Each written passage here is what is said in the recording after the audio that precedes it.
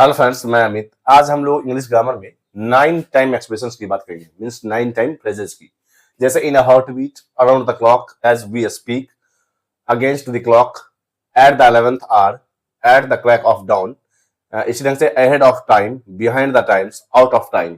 आपने इंग्लिश में यूज किया होगा इन फ्रेजेस का, या फिर आपने कहीं भी यूज किया हुआ देखा होगा। तो इनके क्या मीनिंग है, इनके हम वर्ड के मीनिंग पर नहीं चलेंगे, इनके एक्चुअल मीनिंग फ्रेजेस की बात करें तो हम लोग उनके वर्ड की मीनिंग पे नहीं रिलाई कर सकते हैं, हम लोग उनके एक्चुअल मीनिंग पर मीनिंग को समझेंगे। तो अभी हम लोग सबसे पहले इन अ हार्ट बीट की बात करें तो इन अ हार्ट बीट का मतलब क्या होता है? इमीडिएटली। इमीडिएटली मीन्स तुरंत, मीन्स तुरंत। अगर हम लोग बात करें कि some decisions are made, some decisions are made in a heart beat, in a heart beat means कुछ फैसले तुरंत लिए जाते हैं, मीन्स कुछ फैसले तुरंत लिए जाते हैं। तो इन अ हार्ट बीट मतलब होता है तुरंत, एक पलक में। Means some decisions are made in a heart beat, कुछ फैसले तुरंत लिए जाते हैं। वहां हम लोग इन अ हार्ट बीट का यूज करते हैं तुरंत के सेंस में, तुरंत, इमीडिएटली, तुरंत के सेंस में। ये जैसे दूसरा एग्जांपल हम लोग लेंगे, she agreed in a heart beat, in a heart beat. वह तुरंत मान गई, वह तुरंत मान गई। मींस इमीडिएट के सेंस में हम लोग इन अ हार्ट बीट का यूज करते हैं, इन अ हार्ट बीट का यूज करते हैं। अब सेकंड एक्सप्रेशन की बात करें, सेकंड फ्रेज की बात करें, around the clock. Around the clock का क्या मतलब होता है? अराउंड द क्लॉक का मतलब होता है अगर आपने 24 घंटे काम किया हो, अगर आपने 24 घंटे काम किया हो तो वहां हम लोग अराउंड द क्लॉक का यूज करते हैं। अगर आप 24 घंटे काम कर रहे हो या आपने काम किया है, वहां हम लोग अराउंड द क्लॉक का यूज करते हैं। जैसे एग्जांपल से हम लोग समझेंगे, all day and night, all day and night means दिन और रात, 24 घंटे, 24 घंटे। तो जैसे हम लोग एग्जांपल से समझे, अगर इसे doctors work around the clock, around the clock means doctors, चिकित्सक काम करते हैं अराउंड द क्लॉक में, 24 घंटे, डे एंड नाइट। तो डे एंड नाइट या 24 घंटे के सेंस में हम लोग अराउंड द क्लॉक का यूज करते हैं। अभी हम लोग इनके एक्चुअल मीनिंग्स और इनके साथ एग्जांपल्स को देख रहे हैं, और भी एग्जांपल्स देखेंगे। He studied around the clock for the exam. उसने परीक्षा के लिए 24 घंटे पढ़ा, मीन्स रात दिन पढ़ा। तो रात दिन या 24 घंटे के सेंस में हम लोग अराउंड द क्लॉक का यूज करते हैं। इसी के आगे हम लोग देखेंगे as we speak. Third expression as we speak की बात करें तो हम लोग देखेंगे इसका मतलब होता है राइट नाउ, राइट नाउ। अगर हम लोग बात करें एग्जांपल से, इसे और क्लियर समझेंगे। जैसे they are signing the deal, they are signing the deal as we speak, as we speak means जब मैं बोल रहा हूं, I am speaking at the moment, तभी वो डील को साइन कर रहे हैं। एज वी स्पीक का मतलब होता है राइट नाउ। वहां हम लोग देख सकते हैं राइट नाउ के सेंस में एज वी स्पीक का यूज करते हैं, they are signing the deal as we speak. या फिर दूसरा एग्जांपल हम लोग लेंगे, he is fixing the issue, he is fixing the issue as we speak, as we speak means जिस समय मैं बोल रहा हूं उसी समय कोई काम हो रहा है, eight the moment, at the right moment, right now के सेंस में हम लोग एज वी स्पीक का यूज करते हैं। अब हम लोग देखेंगे against the clock. Against the clock का मतलब अगर हम लोग समझे तो इसका मतलब होता है इन अ हरी, मीन्स बहुत जल्दी, मीन्स बहुत जल्दी, with very little time, with very little time means बहुत कम समय में बहुत जल्दी करना, बहुत कम समय में बहुत जल्दी करने के सेंस में हम लोग अगेंस्ट द क्लॉक का यूज करते हैं। जैसे एग्जांपल से हम लोग समझेंगे, we are working against the clock, we are working against the clock, we are working against the clock. तो यहां हम लोग देख सकते हैं अगेंस्ट द क्लॉक का मतलब होता है इन अ हरी, मींस बहुत जल्दी, विद वेरी लिटिल टाइम, बहुत कम समय में। We are working against the clock. या फिर दूसरा एग्जांपल हम लोग लेंगे, she finished the work against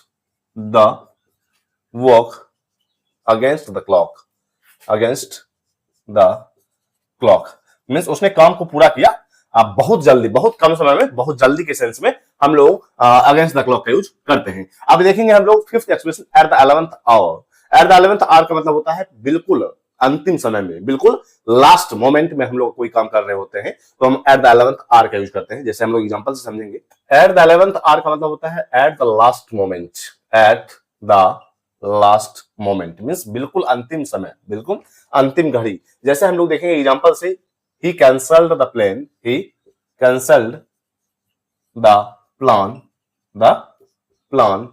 eight the last moment.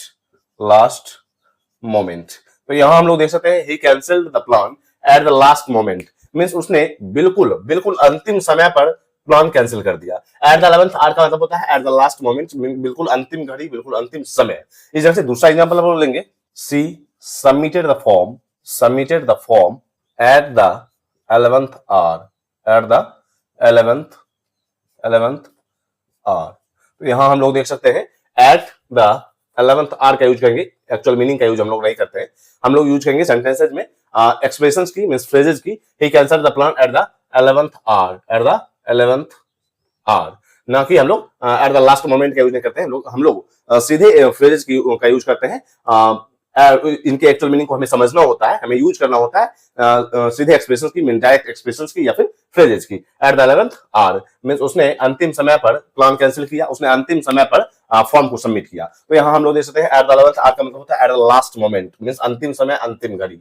इसी के आगे हम लोग देखेंगे at the crack of dawn. और हम लोग देखें डॉन और डस्क में क्या अंतर होता है। डॉन और डस्क, एक वर्ड आता है डस्क। तो यहां हम लोग देखेंगे डॉन का मतलब होता है सुबह से पहले की घड़ी, सुबह होने से पहले के समय को हम लोग डॉन का यूज कर डॉन बोलते हैं। और डस्क की बात करें तो शाम से पहले, शाम से गोधूली बेले के सेंस में हम लोग डस्क का यूज करते हैं, मींस शाम से पहले और सुबह से पहले के लिए हम लोग डॉन का यूज करते हैं। हम लोग देखेंगे at the crack of dawn. यहां हम लोग देखेंगे कि बहुत जल्दी सुबह होने से भी पहले, वहां हम लोग at the crack of dawn का यूज करते हैं। अभी हम लोग इसके एग्जांपल को समझेंगे। At the crack of dawn का मतलब होता है very early in the morning, early in the morning, बिल्कुल सुबह में बहुत मीन्स बिल्कुल सुबह मीन्स सुबह होने से पहले अगर कोई काम हो तो हम लोग at the crack of dawn का यूज करते हैं। जैसे एग्जांपल से हम लोग समझेंगे, वी स्टार्टेड आवर ट्रिप और our journey at the crack of dawn means यहां हम लोग देख सकते हैं बिल्कुल सुबह में, very early in the morning के सेंस में हम लोग at the crack of dawn का यूज करते हैं। बिल्कुल सुबह के सेंस में वी स्टार्टेड आवर ट्रिप और journey at the crack of dawn means बिल्कुल सुबह में, बहुत जल्दी के सेंस में हम लोग at the crack of dawn का यूज करते हैं। अब हम लोग देखेंगे अहेड ऑफ टाइम की बात करें तो हम लोग देखेंगे अर्लियर देन एक्सपेक्टेड मीन्स समय से पहले के सेंस में अहेड ऑफ टाइम का यूज करते हैं। अहेड ऑफ टाइम का यूज करते हैं हम लोग अर्लियर देन एक्सपेक्टेड मींस समय से पहले के सेंस में। एग्जांपल से हम लोग समझेंगे, ही finished the work ahead of time means ahead of time. इसका मतलब है कि he finished the work earlier than expected means समय से पहले कोई काम हो तो हम लोग ahead of time का यूज करते हैं। अब हम लोग देखेंगे behind the times का मतलब होता है out fashion, old fashion means पुराने जमाने के सेंस में हम लोग behind the times का यूज करते हैं। इसके एग्जांपल से हम लोग इसे और क्लियर समझेंगे। यहां हम लोग देखेंगे behind the times का मतलब होता है आउटडेटेड मींस पुराने जमाने का, आउटडेटेड या ओल्ड फैशन्ड मींस पुराने जमाने के सेंस में हम लोग बिहाइंड द टाइम्स का यूज करते हैं। जैसे एग्जांपल से हम लोग समझेंगे, his thinking is behind the times means उसकी सोच पुराने जमाने जैसी है, सोच पुराने जमाने की है। तो हम लोग देख सकते हैं, या फिर एग्जांपल से this system is behind the times means system पुराना हो गया है मींस पुराने जमाने का हो गया है। तो हम लोग देख सकते हैं कि his thinking is behind the time means outdated या ओल्ड फैशन्ड के सेंस में हम लोग बिहाइंड द टाइम्स का यूज करते हैं। अब हम लोग देखेंगे आउट ऑफ टाइम का मतलब होता है अब हमारे पास समय नहीं बचा, वहां हम लोग आउट ऑफ टाइम का यूज करते हैं। We are out of time means हमारे पास अब समय नहीं है, तो वहां हम लोग आउट ऑफ टाइम का यूज करते हैं। एग्जांपल से और भी क्लियर समझेंगे। आउट ऑफ टाइम का मतलब समझे तो नो टाइम लेफ्ट मींस अब समय नहीं बचा। जैसे एग्जांपल से हम लोग समझेंगे, we are out of time means हमारे पास अब समय नहीं है, नहीं है। तो यहाँ हम लोग देख सकते हैं आउट ऑफ टाइम का मतलब होता है नो टाइम लेफ्ट। तो अभी हम लोगों ने 9 टाइम एक्सप्रेशन या 9 टाइम फ्रेजेस के बारे में समझा। इनके एक्चुअल मीनिंग हम लोगों ने वर्ड मीनिंग की बात नहीं की, हम लोगों ने बात की इनकी एक्चुअल मीनिंग की। जैसे इन अ हार्ट बीट इसका मतलब होता है इमीडिएटली मींस तुरंत। अराउंड द क्लॉक का मतलब होता है all day and night means 24 hours अगर आप काम कर रहे होते हुए तो हम लोग अराउंड द क्लॉक का यूज कर लेते हैं। एज वी स्पीक का मतलब होता है राइट नाउ, अभी, जस्ट नाउ। तो हम लोग इसका यूज करते हैं राइट नाउ के सेंस में। अगेंस्ट द क्लॉक का मतलब होता है इन अ हरी विद वेरी लिटिल टाइम, बहुत कम समय में बहुत जल्दी के सेंस में अगेंस्ट द क्लॉक का यूज करते हैं।